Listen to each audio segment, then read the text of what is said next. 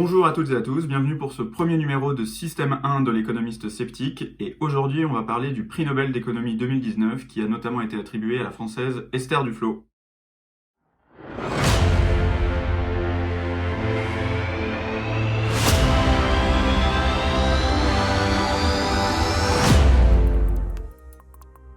Alors, qu'est-ce que c'est Système 1 pour commencer ? Donc c'est un nouveau format de vidéo que je mettrai en ligne en fonction des opportunités et de l'actualité, où en gros je vais réagir à des sujets, des polémiques, des actualités, des points qui me paraissent intéressants, sur lesquels je pense avoir un truc un petit peu à dire. Ça sortira, quand j'aurai des choses à dire. Donc le principe du format, c'est qu'il soit facile à produire pour moi, qu'il ne me demande pas des semaines et des semaines de montage, d'écriture, etc. Donc ce sera sans doute pas le format le plus sophistiqué de l'histoire des formats sophistiqués de YouTube. Mais voilà, c'est un format qui alimentera à l'occasion la chaîne. Il y aura un format plus travaillé sur lequel je travaille depuis un certain nombre de mois déjà, mais pour l'instant j'ai pas de date de sortie à annoncer. Simplement ça avance, mais ça sortira quand ça sortira, parce que je veux faire un peu de qualité et pas juste faire plaisir à l'algorithme de YouTube notamment, et sortir des vidéos en mode juste pour sortir des vidéos. J'aimerais un peu qu'il y ait du fond ou de la forme dans le cas de l'autre format qui n'est pas Système 1. Donc le fond derrière moi, c'est pas foufou, c'est transitoire, le temps que j'achète un peu de matériel pour faire de la décoration. Je préfère faire avec un fond qui est pas terrible plutôt que ne pas faire du tout. Il faut savoir parfois faire des petits compromis, et le fond derrière moi en est un. Pour ce qui est le cas d'aujourd'hui, j'ai envie de vous parler de l'annonce du prix Nobel d'économie 2019, qui a récompensé donc trois chercheurs en économie qui travaillent sur la question de la pauvreté. Donc Abhijit Banerjee, je suis pas sûr du prénom, Esther Duflo et Michael Kramer. Ils ont travaillé sur des outils pour réduire la pauvreté dans les pays en développement. Et c'est pour ça qu'ils ont eu le prix Nobel d'économie. Alors j'aimerais aborder plusieurs aspects par rapport à ce prix Nobel. Donc je vais aborder l'aspect purement scientifique du type quelles sont leurs recherches et pourquoi ils ont eu ce prix Nobel. Et Esther Duflo est française, et c'est une femme. Et en plus de ça, c'est la plus jeune à avoir obtenu le prix Nobel de l'histoire du prix Nobel d'économie. Donc j'aimerais aussi aborder un peu ces sujets-là. Alors avant, petit disclaimer, parce que je suis à peu près certain que ça finira par arriver dans les commentaires à un moment donné, ou sur Twitter, Facebook ou autre. Le prix Nobel d'économie n'est pas un vrai prix Nobel, au sens où il n'est pas issu du testament d'Alfred Nobel comme les autres prix Nobel. C'est un prix qui a été créé par la Banque centrale de Suède en 1969. La dotation financière qui permet de rémunérer les lauréats a été apportée non pas par Alfred Nobel, mais par la Banque centrale de Suède. Donc les banques centrales ne sont pas des banques commerciales, en fait ce sont des institutions de régulation de la monnaie dans les différents pays. Donc oui, le prix Nobel d'économie n'a pas été issu du testament d'Alfred Nobel. Pour autant, ça reste la distinction scientifique la plus prestigieuse en économie. Et donc si vous voulez, l'argument de dire c'est pas un vrai prix Nobel d'économie ne dit pas grand chose, à part le fait de rappeler que oui, son histoire n'est pas la même que celle des autres Nobel. Mais ça reste la récompense scientifique la plus prestigieuse en économie. Donc il existe depuis 1969. Et comme je vous disais, Esther Duflo, qui est l'une des trois lauréates, avec donc Abhijit Banerjee et Michael Kramer, est donc la plus jeune lauréate de l'histoire de ce prix Nobel, donc ça c'est plutôt cool. Pour être tout à fait franc, elle était sur les starting blocks, on se doutait qu'elle finirait par l'avoir. J'étais très surpris qu'elle l'ait aussi rapidement, mais c'est très bien, c'est totalement mérité. Alors pourquoi est-ce que ce prix Nobel est mérité ? Ces trois chercheurs ont travaillé sur la question de comment est-ce qu'on réduit la pauvreté dans les pays en voie de développement. Parce qu'avant eux, alors je vais faire des caricatures et des simplifications, parce que le but c'est pas de faire un cours en fait sur les recherches de ces trois personnes, mais simplement de donner quelques éléments de réflexion et de compréhension pour situer en fait leurs travaux. Donc leurs travaux se placent dans une optique d'apporter des preuves scientifiques dans la lutte contre la pauvreté dans les pays en développement. Avant eux, et pour aller un peu vite, il y avait des espèces de grands principes généraux, et on allait faire des plans de développement à partir de ces grands principes généraux. Eux, ils se sont posé la question un peu différemment en disant mais qu'est-ce qui fonctionne et qu'est-ce qui ne fonctionne pas, et à quelle échelle ? Parce que ce qui va fonctionner dans un village, par exemple, peut ne pas fonctionner dans une ville. Ce qui va fonctionner dans un pays peut ne pas fonctionner dans un autre, etc. S'il y a des médecins ou des biologistes parmi vous, ça va sans doute vous parler, parce que ce qu'ils ont fait, ils ont tiré au sort deux villages qui avaient des caractéristiques socio-démographiques, économiques assez similaires. Et dans un des villages, ils vont mettre en place un traitement qu'ils ne vont pas mettre dans l'autre village. Et ils vont voir, au bout d'un certain temps, si la destinée des deux villages change ou pas. Donc par exemple, si vous donnez des moustiquaires aux habitants d'un village pour se protéger contre les moustiques, est-ce que les habitants utilisent davantage ces moustiquaires et du coup sont moins victimes des maladies colportées par les moustiques? Donc ce qu'on va faire, c'est qu'on va donner des moustiquaires à un village et on ne va pas les donner à l'autre village. Et comme ça, on arrive à voir l'effet pur de donner les moustiquaires à un villageois en question. Et du coup, en multipliant comme ça les études, eh bien, en fait, au bout d'un moment, on arrive à voir si il faut, par exemple, donner directement, simplement donner les moustiquaires aux gens, il faut les donner avec une notice explicative, il faut que ce soit les gens qui viennent expliquer comment les poser, et comment les utiliser, etc.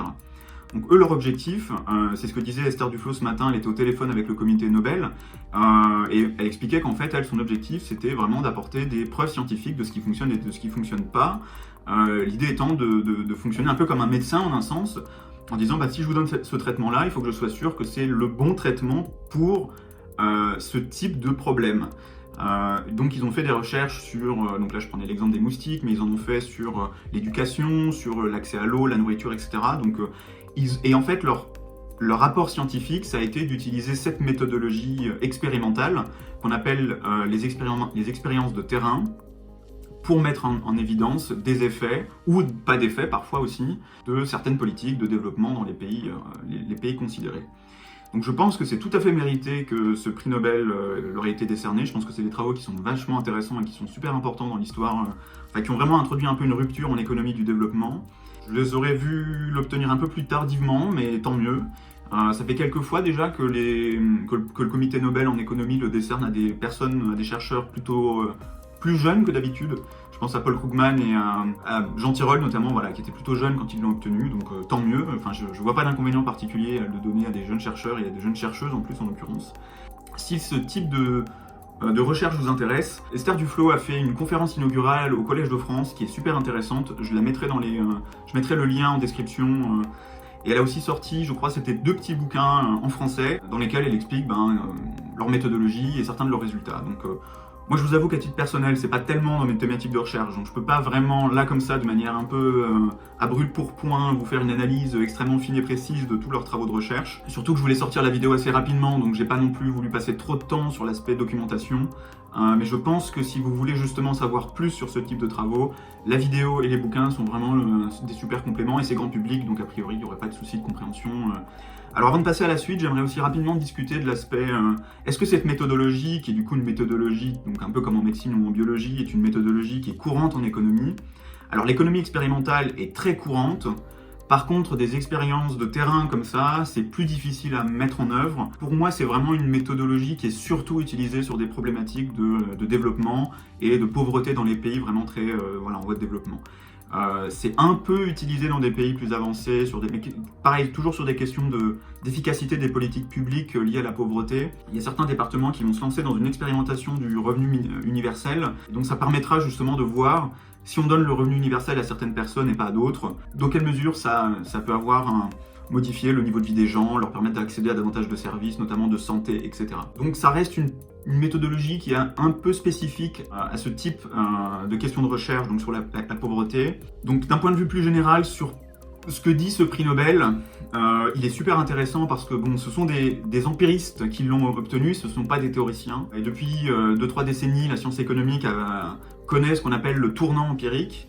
Donc ce prix Nobel, alors il y a sans doute eu des empiristes avant, mais ces 3-là en particulier, c'est vraiment, on reconnaît effectivement, y compris dans les récompenses scientifiques, que la science éco est passée à des méthodes beaucoup plus empiriques. Parce que je vous disais certes que cette méthode-là n'est pas forcément courante dans toutes les disciplines, dans toutes les sous-disciplines de la science éco, mais l'éco expérimental et plus généralement le recours aux données par d'autres méthodes du coup que les expériences de terrain est devenu quelque chose de totalement standard aujourd'hui. Et je pense que c'est une très bonne chose parce que c'est bien gentil d'avoir des modèles théoriques, mais encore faut-il qu'on puisse les tester et discriminer entre ceux qui sont pertinents et ceux qui ne le sont pas. Et avec toutes les données qu'on a à notre disposition aujourd'hui, on peut faire davantage ce travail-là qu'il y a peut-être 30 ou 40 ans où finalement ce qui différenciait les modèles théoriques, c'était plus les préférences des chercheurs que la capacité à les discriminer les uns les autres à partir des données empiriques. Donc je pense que d'un point de vue épistémologique, c'est une très bonne chose d'avoir à la fois ce mouvement-là et d'avoir des récompenses scientifiques majeures qui permettent un peu de dire ok, on reconnaît que ce mouvement-là est un mouvement important dans l'histoire de la discipline. Donc ça, c'est une super chose. Bon, on remarque aussi deux choses, c'est que Banerjee est indien, Esther Duflo est une femme française. Donc il faut savoir qu'ils ont fait, les 3 lauréats ont fait leur carrière aux États-Unis, au MIT pour Banerjee et Duflo et à Harvard pour Kramer. C'est sans doute un point qui va être beaucoup discuté, et du coup c'est le deuxième point sur lequel j'aimerais moi m'attarder un peu, c'est le fait que Esther Duflo est une femme. Ça n'est que la 2e récipiendaire du prix Nobel en économie depuis 1969, hein, donc c'est pas beaucoup. La première c'était Elinor Ostrom en 2009, il me semble. De mon point de vue, c'est un excellent signal envoyé aux jeunes femmes qui seraient intéressées par une carrière en recherche en économie. Alors la raison pour laquelle je dis ça, c'est parce que, notamment aux États-Unis, le climat de la profession à l'égard des femmes, des minorités ethniques et des personnes LGBT est vraiment catastrophique. Je ne vais pas en parler trop parce que y a beaucoup à dire et je ne veux pas passer trop vite là-dessus. Mais c'est important quand même de le mentionner parce que ça montre qu'il est davantage possible aujourd'hui pour des femmes de faire des recherches de qualité en sciences éco. Surtout que le débat, ça fait quelques années qu'on commence à se rendre compte que le climat pour les femmes dans la profession est vraiment catastrophique. Et c'est pas mon opinion, hein. L'American Economic Association a fait une enquête sur les économistes. Donc l'American Economic Association, c'est l'association des économistes, des chercheurs en économie aux États-Unis. Donc a fait une enquête sur ses membres, donc sur les chercheurs et les chercheuses en activité aux États-Unis. Et de manière vraiment très très marquée, c'est très clair dans les données, on voit que les femmes déclarent se sentir très mal dans la profession. C'est le cas aussi pour les Noirs et pour les Hispaniques, et c'est le cas aussi pour les personnes LGBT+. Donc il y a un vrai problème d'inclusivité dans la science économique, qui pose 2 soucis. Le premier souci, c'est que ça pose un problème d'égalité des chances, qui est un problème qui est purement moral, puisque si vous êtes autre chose qu'un homme hétérosexuel blanc, en gros, vous allez avoir, toutes choses égales par ailleurs, moins de chances de faire une carrière brillante en économie. Par exemple, les femmes, ça a été documenté, on sait que elles ont plus de mal à publier que les hommes, non pas parce qu'elles font des moins bonnes recherches, mais parce qu'on attend davantage d'elles. Ce qui est injuste, du coup, parce que ça les empêche de publier aussi facilement que les hommes.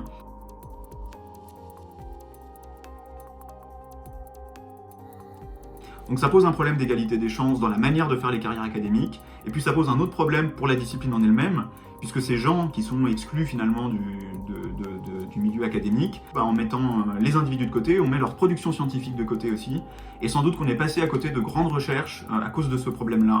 Donc j'aimerais vous raconter rapidement une petite anecdote que j'ai vue, à laquelle j'ai été confronté l'an dernier. Donc il y a à peu près un an, j'étais à Berkeley aux États-Unis, donc dans la banlieue de San Francisco, pour un sommet sur la diversité, sur la place de la diversité en économie, donc dans la profession des chercheurs en économie. Et puis il y avait donc un certain nombre de chercheurs et de chercheuses qui étaient là, et une chercheuse en particulier, donc qui est au niveau le plus haut possible dans l'échelle académique, hein. Donc elle a vraiment atteint le plus haut niveau de prestige en termes de carrière. Donc elle nous racontait que lors d'un séminaire doctoral, donc elle était dans la salle et il y avait un doctorant qui présentait ses travaux de recherche, et dans sa base de données, il avait enlevé toutes les femmes. Donc la moitié de son effectif, il l'avait enlevé. Et du coup, elle était un peu étonnée en lui disant « Mais pourquoi est-ce que tu as fait ça ?» Il lui dit « Parce que, en gros, elles ont les mêmes caractéristiques que les hommes, donc j'avais besoin, pour des raisons X ou Y, d'avoir une base de données un peu plus petite. Du coup, je les ai enlevées. » Et en fait, elle lui a posé la question, elle lui a dit « Mais tu es sûr de ça, en fait, que dans ta base de données, les femmes se comportent de la même façon que les hommes, ont les mêmes caractéristiques, les mêmes comportements, etc. » Et en fait, il n'a jamais vérifié.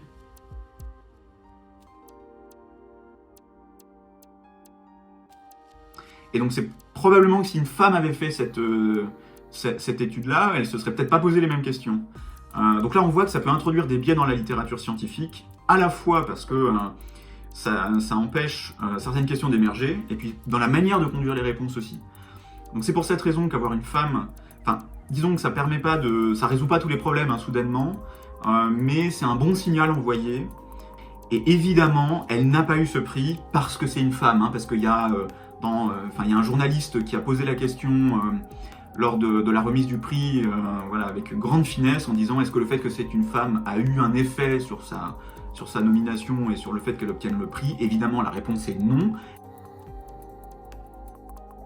Elle obtient le prix parce que c'est mérité d'un point de vue scientifique, mais le fait que ce soit une femme, c'est un peu la cerise sur le gâteau, mais c'est pas le gâteau en tant que tel. Donc on n'est pas du tout dans des logiques de discrimination positive ou quoi que ce soit. D'ailleurs, les deux autres qui ont le prix sont des hommes, et c'est tout à fait mérité aussi. Donc ce serait un homme de paille de dire qu'elle a eu le prix Nobel parce que c'est une femme. Non, elle a eu le prix Nobel parce que on se doutait qu'elle aurait le prix Nobel, parce que ses travaux méritent qu'elle ait un prix Nobel. Et il y a sans doute d'autres femmes aussi qui auront un prix Nobel dans les années à venir pour les mêmes raisons. Et donc le troisième point que je voulais discuter avec vous, c'est le fait que Esther Duflo est française. Donc là, j'aimerais faire un espèce de debunking préventif. Enfin, cela étant, au moment où j'aurai sorti la vidéo, je pense qu'il y a des politiciens qui auront dit ce genre de choses. Donc ça sera peut-être pas plus si préventif que ça. Mais en gros, comme elle est française, vous allez sans doute avoir des politiciens qui vont vous dire « Cocorico, l'excellence française, regardez, on est les meilleurs, etc. » Bon. Alors oui, elle est française, elle parle français, elle est née en France, elle a fait ses études en France, mais elle a fait son doctorat au MIT et elle a fait la quasi-totalité de sa carrière scientifique aux États-Unis. Donc oui, elle est française, mais est-ce qu'il faut s'en féliciter pour autant? J'en suis pas certain, parce que elle n'a pas fait sa carrière dans une université ou dans un centre de recherche français. Elle l'a fait à l'étranger, et je trouve que c'est quand même assez dramatique. On va dire, depuis Jean Tirole, il y a quelques noms qui circulent de manière insistante. Donc il y a voilà, Esther Duflo, elle l'a eu cette année, il y a Emmanuel Saez, il y a Philippe Aghion. Bon bah, à part Jean Tirole, qui encore est un peu lié aussi au MIT, tous les autres sont en poste aux États-Unis, ou en tout cas ont fait leur contribution scientifique majeure en étant en poste aux États-Unis. Donc je trouve ça un peu dramatique de ce que ça dit sur la manière dont les politiciens en France traitent l'université française. C'est par exemple largement documenté que le budget par étudiant baisse depuis en gros une 10-15aine d'années. Les universitaires passent un temps fou à faire de l'administratif, répondre à des appels d'offres scientifiques pour avoir des financements sur des contrats, mais qu'en fait ils n'ont jamais le temps d'utiliser parce que y a trop de choses à faire. Enfin bon, c'est complètement kafkaïen. Donc le problème de l'université française, souvent il y a les gens, enfin c'est un discours qu'on entend un peu en disant en gros il faudrait attirer les bons dans l'université française, un peu en disant en fait les mauvais restent. Alors moi, de mon expérience, c'est pas vraiment ça, en fait. Moi, je trouve qu'il y a des gens vraiment brillants à l'université française. Par contre, quand vous leur donnez pas les moyens de faire de la recherche correctement, ils peuvent pas faire de la recherche correctement. Et c'est un peu ce que dit finalement ce prix Nobel attribué à Esther Duflo. Malheureusement, ma conviction, c'est que si Esther Duflo avait fait sa carrière en France, elle aurait sans doute pas eu prix Nobel d'économie, alors qu'on voit bien qu'elle a le talent pour l'obtenir. Donc avant d'entendre les politiciens nous dire avec force, fierté que Esther Duflo est une fierté française, alors oui, évidemment, c'est une fierté qu'une Française soit capable d'obtenir ce prix Nobel, mais c'est pas grâce à l'université française qu'elle l'a obtenu. Et du coup, les politiciens qui là vont se féliciter de la qualité de l'excellence académique française, comme dit, n'oublions pas que ce sont les mêmes politiciens qui depuis 15 ans, enfin c'était déjà le cas avant, mais c'est encore pire depuis 15 ans, laissent mourir à petit feu l'université française. Voilà, donc je trouve ça un peu hypocrite que ce type de discours soit utilisé. Alors après, ça ne veut pas dire non plus que le système académique américain est parfait, hein, il a clairement ses défauts, mais en tout cas sur sa capacité à permettre à des chercheurs et des chercheuses de grands talents de faire des contributions scientifiques majeures, on y est, et je pense que malheureusement, parce que j'aimerais pouvoir dire en fait dans les prochaines années que un chercheur ou une chercheuse française ou en tout cas qui a fait sa carrière en France soit récipiendaire d'un prix Nobel ou d'un prix majeur. J'aimerais pouvoir le dire, malheureusement c'est pas le cas parce que le système français ne permet pas malheureusement aux chercheurs et aux chercheuses de produire ce type de recherche. Et je trouve ça assez triste, assez dramatique, parce qu'une fois de plus je pense pas que ce soit un problème de talent des personnes qui sont là. C'était déjà le cas sur les générations en poste qui sont aujourd'hui professeurs, mais je trouve que sur les jeunes générations, parce que c'est ma génération donc je les vois, franchement les gens qui sont aujourd'hui en poste, c'est vraiment des gens talentueux, mais voilà, parce qu'ils n'ont pas les moyens de faire de la recherche dans des bonnes conditions. Je pense que malheureusement, il y en a parmi eux assez peu qui réussiront à avoir des contributions scientifiques qui feront un impact vraiment majeur, pas qu'en France, mais au niveau international, parce que le prix Nobel récompense évidemment des recherches de niveau international. Donc je trouve ça vraiment triste, et j'aimerais qu'il en soit autrement, mais bon voilà, je suis assez pessimiste sur les évolutions du système académique, du milieu académique français, en tout cas en économie, malgré les talents, et je trouve ça vraiment un gâchis monumental. Donc évidemment je suis très content pour Esther Duflo, et je suis très content qu'une Française obtienne ce prix Nobel. Il faut rester un peu prudent et avoir un peu de recul sur ce que seraient susceptibles de dire les politiciens sur l'excellence française. Bon bah écoutez, je pense que j'ai fait le tour de ce que je voulais vous dire à propos de ce prix Nobel en économie. J'espère que vous aurez appris des choses, j'espère que ça vous aura donné des éléments de contexte. Comme je vous l'expliquais, le but c'était pas vraiment de vous faire un point exhaustif sur l'aspect purement scientifique, mais c'était aussi d'éclairer un peu des éléments plus autour du prix Nobel en particulier. Une fois de plus, si vous voulez en savoir plus sur les travaux d'Esther Duflo et de Banerjee notamment, n'hésitez pas à vous référer donc au lien dans la description sur sa conférence au Collège de France ainsi que sur ses livres. C'est super intéressant. Et je vous dis à très bientôt sur les réseaux sociaux de l'économie sceptique, donc Twitter, Facebook, sur la chaîne YouTube, et pour un prochain Système 1, ou peut-être, qui sait, pour la première vidéo de la série un peu plus travaillée, qui j'espère sortira bientôt. Mais je peux pas vous en dire plus que à bientôt. Voilà, salut!